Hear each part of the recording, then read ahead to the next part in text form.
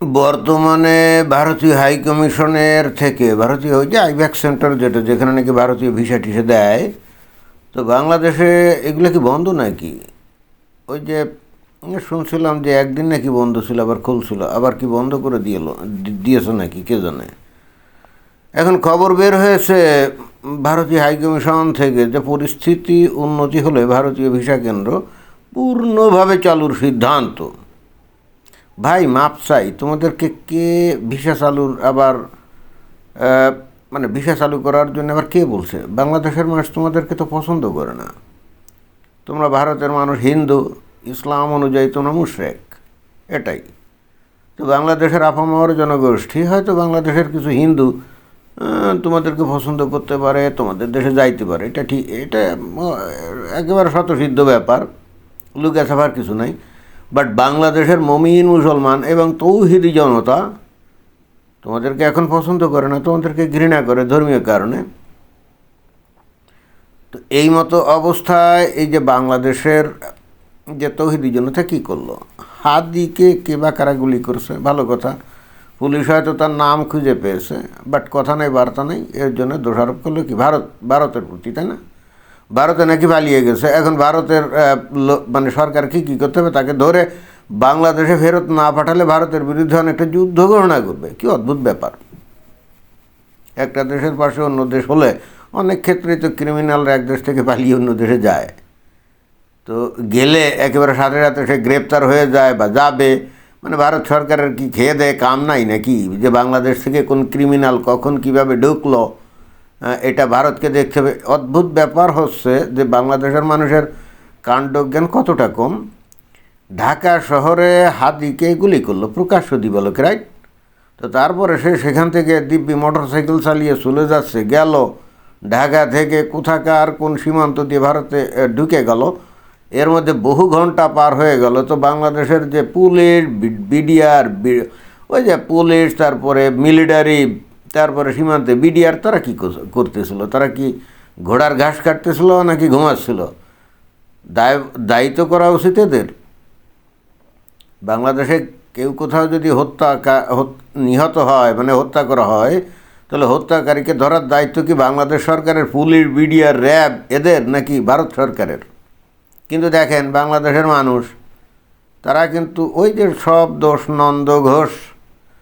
বাংলাদেশে একজন খুন হলো, ভালো কথা, এটা খুবই অন্যায় একটা কাজ, এটার অবশ্যই আমরা নিন্দা করি। কেন খুন হবে? সে ওসমান হাদি, সে ছিল ইনকিলাব মঞ্চের একজন নেতা, সে ইলেকশনে দাঁড়াইছিল, অল্প বয়সে জিতলে সে অনেক কথা হয়তো বলতে পারতো, জনগণের পক্ষে হয়তো অনেক কথা বলতে পারতো, এবং বাংলাদেশে হয়তো রাজনীতিতে একটা গুণগত পরিবর্তন আনতে পারতো। আমরা অন্তত সেটাই আশা করছিলাম। এখন সে তো মারা গেল, আমরা তো আর তার কাছ থেকে আর ভালো কিছু পাবো না, তাই না? এখন যে বা যারাই তাকে মানে হত্যা করছে, তাকে ধরার দায়িত্ব কি ভারত সরকারের নাকি বাংলাদেশ সরকারের? বাংলাদেশের ভিতর দিয়ে ঘন্টার পর ঘন্টা গাড়ি ঘোড়া এটা ওটা সেটা করে পার হয়ে গেল। আর আজকের ইনফরমেশন টেকনোলজির যুগে, যেখানে সব জায়গায় সিসিটিভি ক্যামেরা একেবারে লাগানো আছে, অনেকটা যে জর্জ অরওয়েলের কি একটা একটা একটা নভেল ছিল 1984, সেখানে কিন্তু প্রত্যেকটা নাগরিককে এরকম মনিটর করা হতো, তাদেরকে একেবারে সবসময় মনিটরিংয়ে রাখা হতো, কে কোথায় কী করছে না করছে। এমনকি তার ওয়াইফের সাথে যদি মানে সেক্সুয়াল ইন্টারকোর্স করার সময় সেটা কিন্তু ওই কেন্দ্রীয় সরকার ধরতো, মানে জেনে যেত। বাংলাদেশেও তো এখন অনেক জায়গায় এই যে সিসিটিভি ক্যামেরা মানে আছে, তাই না? তো এই খুনিকে, অপরাধীকে ধরার দায়িত্ব তো বাংলাদেশ সরকারের, পুলিশের, বিডিআরের, তাই না? তো এরা এদের উপরে দোষ মানে না বর্তিয়ে বা এদেরকে দায়ী না করে ভারত সরকারকে দায়ী করতেছে। ভারত সরকারের কি খেয়ে দেয়ে কাম আছে? চোরাগোপ্তাভাবে কেউ যদি সীমান্ত অতিক্রম করে ভারতে ঢুকে যায়, তো এখানে ভারতের কি মানে কি ইয়েটা কি? এখন তারা করবেটা কি? বিশাল দেশ, কোথায় কোন ঘুপসি ঘাপসি দিয়ে ইন্দুরের গর্ত দিয়ে ঢুকছে, গিয়ে আবার হয়তো লুকিয়ে আছে, তাই না? বড় জোর ভারতকে অনুরোধ করা যেতে পারে যে তোমাদের দেশে যদি ঢুকে থাকে, তাহলে তোমরা তাকে মানে অনুরোধ করা যেতে পারে যে তোমরা তাকে গ্রেপ্তার করে আমাদের দেশে পাঠিয়ে দাও। এরকম। কিন্তু তোমরা ফেরত না দিলে এইটা করবো না, হ্যান করবো না, ত্যান করবো না। আবার ইন্টারেস্টিংলি দেখলাম যে হাদির হত্যাকারীর বিচার না হওয়া পর্যন্ত ইলেকশন হবে না। তাহলে তো এখন বোঝাই যাচ্ছে যে হাদিকে কারা হত্যা করছে, তাই না? ভারত হত্যা করছে নাকি? বাংলাদেশে যারা ইলেকশন চাচ্ছে না, এটাই তো বোঝা যাচ্ছে না। হত্যাকারীর বিচার না হওয়া পর্যন্ত কি বাংলাদেশে ইলেকশন হবে না? মানে হাদির হত্যাকাণ্ডের সাথে ইলেকশনের কী সম্পর্ক? পৃথিবীর বিভিন্ন দেশে এরকম ইলেকশনের সময় নানা রকম ঘটনা ঘটে, আর বাংলাদেশ একটা তৃতীয় বিশ্বের দেশ। এখানে গণতন্ত্র প্রতিষ্ঠিত না, মানুষজন শুধুমাত্র ক্ষমতা আর রাজনীতি করে, গণতন্ত্রতন্ত্র তো করে না, তাই না? সুতরাং ইলেকশনের যদি ডিক্লারেশন দেওয়া হয়, মারামারি, কাটাকাটি, আগুন জ্বালাও, এমনকি খুন জখমও তো হয়। এটা তো স্বাভাবিক, নিত্য নৈমিত্তিক ব্যাপার। এমনকি যে ভারতের মতো একটা বিশাল দেশ, যারা নাকি দাবি করে যে তারা গণতান্ত্রিক, এবং আসলেই গণতান্ত্রিক, তো সেখানেও তো নির্বাচনী তফসিল দিলে কত মারামারি, কত খুনাখুনি হয় না? হয়তো। তো এই জন্যে কি কেউ দাবি করে যে অমুক খুন হয়ে গেছে, এই জন্যে তার বিচার না হওয়া পর্যন্ত ইলেকশন বন্ধ করতে হবে? তো এইটা মানে বুঝলাম না। হাদির যে ওই কি ইনকলাব মঞ্চ, তার দেখলাম এক নেতা বলছে যে হাদি হত্যাকাণ্ডের বিচার না হওয়া পর্যন্ত ইলেকশন করা যাবে না। তো যাই হোক, ভিন্ন প্রসঙ্গ, আসল প্রসঙ্গে ফিরে আসি। এখন এত কথা আসলে এই কারণেই বললাম যে এই যে ভারতকে বাংলাদেশের মানুষ যে কী পরিমাণ ঘৃণা করে, এটা তো এখন তো আর দরকার নাই, এখন তো ডকুমেন্টেশন দরকার নেই। এই গত 1.5 বছরে তো ভারত সরকার খুব ভালো করে বুঝে গেছে, তাই না? এবং ইন্টারেস্টিংলি হাদি মারা গেছে, দোষারোপ করা হয়েছে ভারতকে, এরপরে গিয়ে ভারতীয় হাইকমিশনে গিয়ে হামলা চালাচ্ছে। মানে চালাতে গেছে, যদি হয়তো পারে নাই, ওই যে চিটাগাং না কোথায় জানি হাইকমিশনের ওখানে উপ হাইকমিশনার যে আছে তার বাড়িতে টিল মারছে। তো কথা হচ্ছে যে তুমি তারা ঢিল মারতেছো কেন? মানে মানে ফায়দাটা কী? মানে তোমার দেশের পুলিশ গ্রেপ্তার করতে পারলো না, বিডিআর র্যাব গ্রেপ্তার করতে পারলো না, তুমি গিয়ে ভারতীয় হাইকমিশনারের বাড়িতে ঢিল মারো, তাকে ঘাট ধাক্কা দিয়ে বাইর করে দিতে চাও। ভালো কথা। আমি হলে ভারতীয়দের বলতে চাচ্ছি, আপনাদের কি লজ্জা শরম কিছু নাই নাকি? আপনাদের হাইকমিশনারকে বাংলাদেশ থেকে ঘাড় ধাক্কা দিয়ে বের করে দেওয়ার কথা বলে, আর আপনারা এখনও বাংলাদেশের মানুষকে কেন মানে ভিসা দিতে চাচ্ছেন? বাংলাদেশের মানুষ কি আপনাদের কাছে বলছে যে আমাদেরকে ভিসা দাও, ভিসা দাও, ভিসা দাও? না, বলে নাই। হয়তো 2-1 জন হয়তো বলতে পারে যে আমাদের অসুখ, হ্যান ত্যান, হাবি জাবি, আমরা চিকিৎসার জন্য যাব, তো আমাদেরকে ভিসা দিচ্ছে না। আসল কথা হচ্ছে এখন ভিসা দেওয়ার নামে এই যে ভারতীয় হাইকমিশনার, কমিশনার এবং তার অফিসের লোকজন বাংলাদেশের মানুষদেরকে প্রচণ্ড অপমান করে, প্রচণ্ড অপমান করে। আমি আশ্চর্য হয়ে যাই যে এত অপমান সহ্য করে বাংলাদেশের মানুষ কেন ভারতে যায়।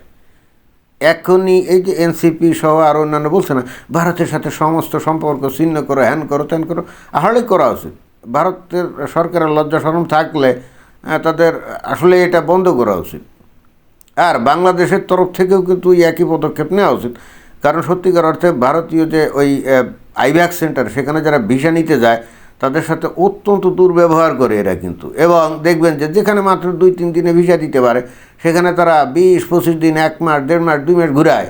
মানে ভারত কী এমন একটা দেশ হয়ে গেল, তার একজন বাংলাদেশের নাগরিককে ভিসা দিতে 1.5-2 মাস লাগে? মানে এগুলা কি? আমি জানি না আসলে বাংলাদেশের সরকার আদৌ বাংলাদেশের মানুষের কথা চিন্তা করে কি না। আসলে তো অনির্বাচিত সরকার, তাদের তো কোনো দায়বদ্ধতা নেই। বাংলাদেশের মানুষদেরকে শর্ট থাপ্পড় দিয়ে আইভ্যাক্স সেন্টার থেকে বের করে দিলেই কি, আর না দিলেই কি। যাই হোক, আমার বক্তব্য হচ্ছে যে এই যে ভারত, আসলে তো তোমাদের আচার আচরণের কারণেই, খালি যে ধর্মীয় কারণ তা না, তোমাদের আচার আচরণের কারণেও কিন্তু বাংলাদেশের মানুষ তোমাদেরকে ঘৃণা করে। তোমরা আইভ্যাক্স সেন্টারে যে ধরনের মানে আচরণ তোমরা বাংলাদেশের মানুষের সাথে করো, এটা গ্রহণযোগ্য না। আর তোমরা এমন কী উন্নত দেশ যে ধরো তারপরও এক দেশের মানুষ অন্য দেশে যায়, তো তোমাদের দেশে হয়তো বেড়াতে যায় বা চিকিৎসার জন্য যায়, তো তোমাদের এমন কী মানে প্রসিডিউর বা কী এমন জটিলতা যে যেখানে আমেরিকার মতো একটা দেশে জাস্ট 5 মিনিটের মধ্যে ভিসা দিয়ে দেয় একটা ইন্টারভিউ নিয়ে, সেখানে তোমাদের 15 দিন, 20 দিন, 30 দিন লাগে। মানে বিষয়টা কি? মস্কারি করার জায়গা পাও না, তাই না? তোমরা আসলে তো মিন মাইন্ডেড, ছোটো লোক। তোমরা যে হিন্দুরা আসলে ছোটো লোক। আরে ভিসা দিলে দাও, না দিলে না দাও, জমা দিক 3-4 দিনের মধ্যে হয়, ভিসা দিলে দাও, না দিলে না দাও। না দিলে কেউ তো আর চ্যালেঞ্জ করতে যাচ্ছে না বা বলতে যাচ্ছে না যে এই কেন ভিসা দিলে না। তো 15-20 দিন 30 মানে 1-1.5 মাস ঘুরানোর অর্থটা কি? এই যে ইউরোপীয় ইউনিয়নের দেশ, কানাডা অথবা আমেরিকা, এরা তো মানে কত মনে করেন ইংল্যান্ড বা অস্ট্রেলিয়া বা ইউরোপীয় ইউনিয়নের দেশগুলো, এরা হার্ডলি 10 থেকে 12 দিন টাইম নেয়, এর বেশি নেয় না। কিন্তু ভারতের এই আইব্যাক ইদানিং দেখবেন, ইদানিং মানে কি বেশ কিছুকাল ধরে এরকম মাসের পর মাস ঘুরায়। কেউ মানে 25-30 দিনের আগে তো ভিসা পাই না। মানে এটা আমি বুঝি না যে মানে ভারতের এমন কী বিষয় যে বাংলাদেশের মানুষকে ভিসা দিতে এত টাইম নেয়। মানে এটা তো অপমান, এটা তো ইচ্ছা করে অপমান করে, কিন্তু ইচ্ছা করে অপমান করে। তো এত যদি তোমাদের বাংলাদেশের মানুষের প্রতি মানে তোমাদের অপমানসূচক আচরণ, তোমাদের ভিসার দরকার নেই, তোমরা এই সমস্ত গাট্টি বুকসগুলো করে ভাগো। বাংলাদেশের মানুষ তোমাদেরকে চায় না। আর বাংলাদেশের মানুষকেও বলতেছে আপনারা এরপরও বেলজ্জিত বেশরমের মতো আইভ্যাক সেন্টারে ভিসার জন্য যান কেন? এবং বাংলাদেশ সরকারের উচিত এখনই এগুলো বন্ধ করে দেওয়া। কিসের ভিসা? কিছুদিন হয়তো একটু সমস্যা হবে, অভ্যস্ত ছিল ভারতে যাইতে, তাই না? হঠাৎ করে বন্ধ করে দিলে একটু সমস্যা হবে, ইটস ওকে। মানুষ কিন্তু আস্তে আস্তে সব কিছুর সাথে অ্যাডজাস্ট করে চলে। ভারতের সাথে যদি সম্পর্ক না থাকে তাহলে বাংলাদেশ যাবে না, একসময় অভ্যস্ত হয়ে যাবে, তাই না? আরে যে ভারত কি বলে কি চাল টাল হ্যান ত্যান হাবি জাবি কত কি নাকি বাংলাদেশে পাঠায়, তো দরকার নেই, পাঠানোর দরকার নেই। এতে করে বাংলাদেশের মানুষ খেয়ে বাঁচলো নাকি না খেয়ে বাঁচলো তাদের কি সমস্যা? তারা কি এত মহানুভব হয়ে গেছে, এত দয়ালু হয়ে গেছে? ফাজলামিরা জায়গা পায় না। ভারতের হিন্দুরা হয়ে গেছে মহান দয়ালু, তাই না? মোটেও তারা মহান দয়ালু না। তাহলে তাদের ব্যবসা দরকার, ওই জন্যই তারা পাঠায়, এই জন্য স্যাঁচড়ার মতো তারা পাঠায়। বন্ধ করো, তোমাদের চাউল আমাদের দরকার নেই, তোমাদের পেঁয়াজ আমাদের দরকার নেই। দরকার 500 টাকা কেজি দরে মানুষ পেঁয়াজ কিনে খাবে, তবুও তোমাদের পেঁয়াজ দরকার নেই। সোজা সাপটা কথা। এই যে ভারতের মানুষদেরকে বাংলাদেশের মানুষ ঘৃণা এমনি করে না, তাদের আচরণের কারণে। এমনিতেই ধর্মীয় কারণে তো বাংলাদেশের মানুষের মনের মধ্যে একটা অপছন্দ আছেই, কিন্তু এইটাকে ঘৃণার পর্যায়ে নিয়ে যায় এই ভারতের আইভ্যাক সেন্টারের লোকজনের আচরণ, ভারতের হাই কমিশনারদের আচরণ, ভারতের লোকজনদের আচরণ। আশা করি বুঝতে পারছেন। ধন্যবাদ।